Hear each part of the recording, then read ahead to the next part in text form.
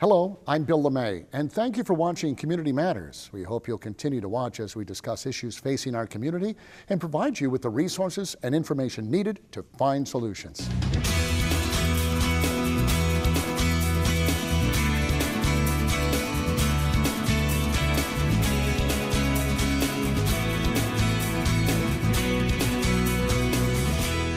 This week we're discussing the genetic disorder called Neurofibromatosis, or NF. NF causes tumor growth throughout the body and affects about 1 in 3,000 people. Joining us today is Rick Prommel, the Executive Director of the NF Tumor Foundation. And Rick, thank you for being with us on the show today. Thank you so much for having me. It's a long word. Yeah. What is it?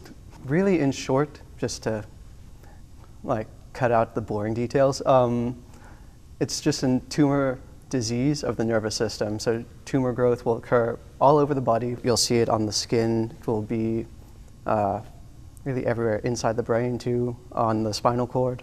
More commonly benign in nature, but it can turn malignant.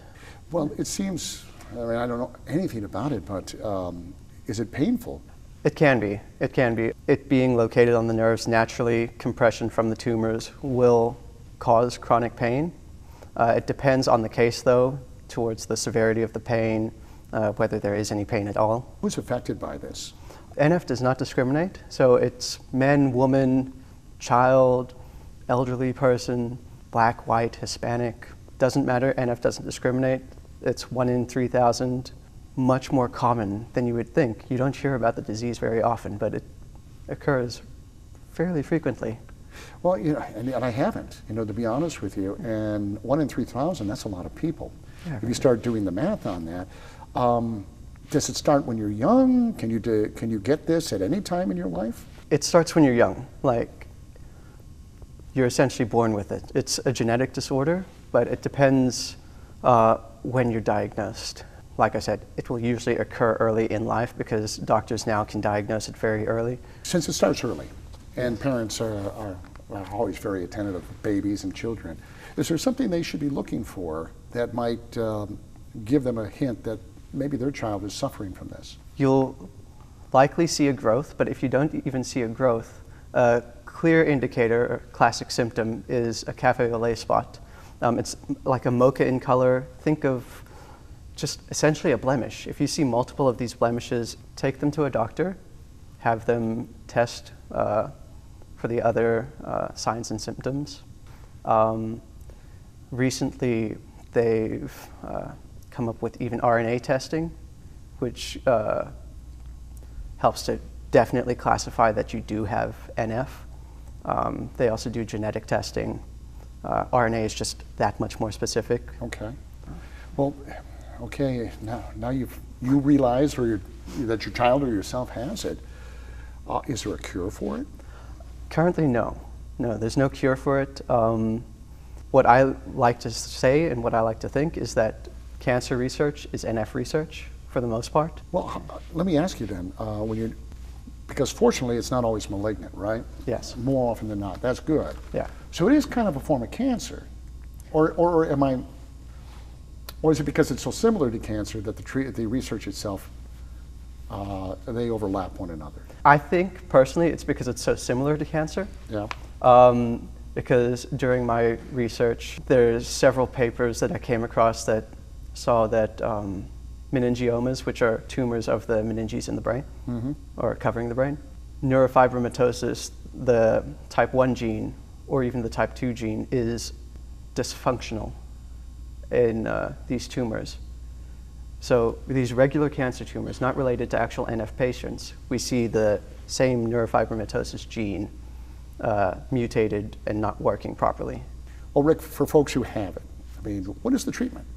Well, it's very similar to cancer treatments. You can go through chemotherapy, which will ideally shrink the tumor, or you can get it surgically removed. This has the same side effects as a cancer treatment. With surgical removal of tumors sometimes tend to come back with a vengeance because now you've made them angry.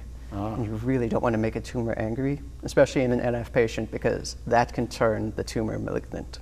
This is scary, scary stuff. What can a patient or someone with NF expect down the road as the disease progresses? I mean, does it reach a point where it plateaus, or is this something that over a lifespan these tumors become more abundant and bigger? My understanding, personally, it can very much vary from patient to patient. I mean, you're the director of the foundation. I mean, what drew you to it? I mean, what motivated you to want to do this? Well, during my final 2 years of my undergraduate courses, I became really interested in neuroscience. And then during my senior year of college, I met a really nice girl. Yeah, I know how that goes. Yeah, I know. Yeah.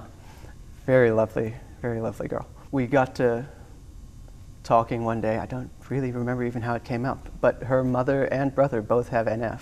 Oh. Yeah, type 1. But the way it displays itself with them is, let's say, rather a milder form than most people. Mm-hmm. But it really grew an interest in me to actually learn more about it and try to understand it. So you got a personal connection to this, yeah, in a way. In a way, yes. From your vantage point, I know there's always hope, all right? Yeah. We always have hope. What does the future look like right now? The future's always promising. The research is always moving forward. We're always understanding tumor biology better every day, honestly. What scientists are doing now is they're really trying to understand the pathways and the mechanisms involved in how tumors grow. That's what they're really trying to do with NF currently. We're trying to understand everything we can about NF before we can move to actually trying to find a cure. So it's slow research and slow progress, but it is genuinely moving forward, and it's really promising. Oh, that's good news. That is. Rick, hang in there. We'll come back. We'll continue to discuss the NF Tumor Foundation and hear from someone who's been affected by NF. So stay with us.